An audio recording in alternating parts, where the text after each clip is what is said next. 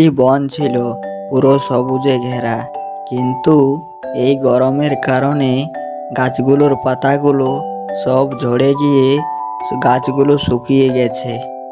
আর বনটাও হয়ে গেল একেবারে ফাঁকা। কোথাও খাবার নেই, পানি নেই। পাখিরা একদিন একটি শুকনো গাছের ডালে বসে আলোচনা করলো।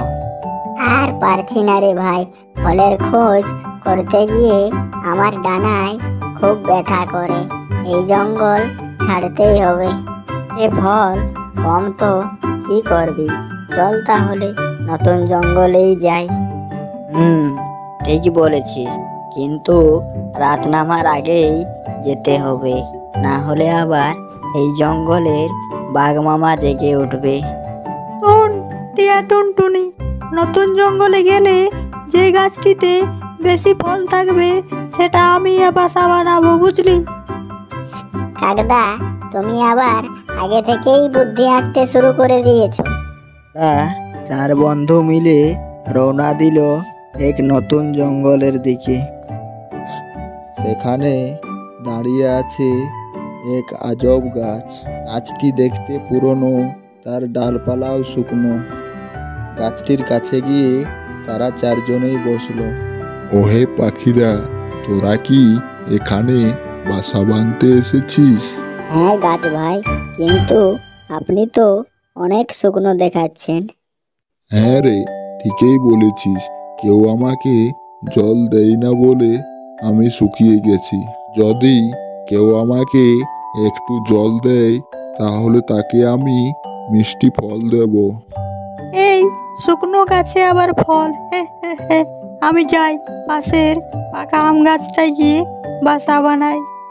এই বলে কাক চলে গেল সেই আম গাছের দিকে। টুনটুনি, টিয়া আর পেঁচা সেই গাছের কাছেই বসে থাকলো। তোরা কে আমার যত্ন নিবি বলতো?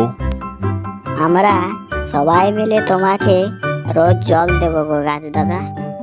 তোমরা তিনজনে মিলে আমাকে সেবা দেবে?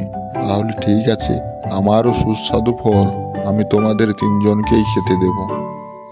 এইভাবে তারা তিনজন মিলে প্রতিদিন গাছের যত্ন নিতে লাগলো, এবং কিছুদিন পর দেখো দেখো, গাছে ফল ধরেছে, মিষ্টি ফল।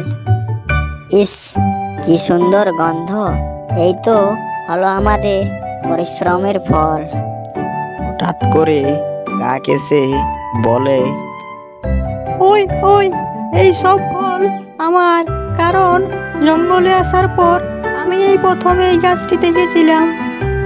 কিন্তু তুমি তো গাছের একদিনও যত্ন করনি গো কাকদা। আরে কি বলিস টিয়ে, ওই সব আবার গাছ বুঝতে পারে নাকি? গাছ আমায় চিনতে পারবে নাকি? আমি একটা ফল নিলে ও আমার কিচ্ছু বুঝতে পারবে না। তুই ছাড় তো। বলে কাক জোর করে গাছের ফল নিতে গেল। এই কাক তো আমার কোনো যত্নই করেনি আর এসেছে আমার ফল খেতে। একে এর উচিত শিক্ষা দিতে হবে। যাই কাক গাছের ফলের কাছে গেছে, তাই গাছ থেকে একটি তার মাথায় ফল পড়ে কাক মাটিতে পড়ে যায়। ওরে ওরে ওরে, ওরে বাবারে, গাছ থেকে পড়ে গেলুম রে। এই গাছটি খুব দুষ্ট, সে আমায় ফল খেতে দিল না রে। এইবার বুঝলে কাকদা, গাছের যত্ন না করলে ফল খাওয়া যায় না। লোভ করলে ফল খাওয়ার বদলে মাথায় ফলের চোট জুটে।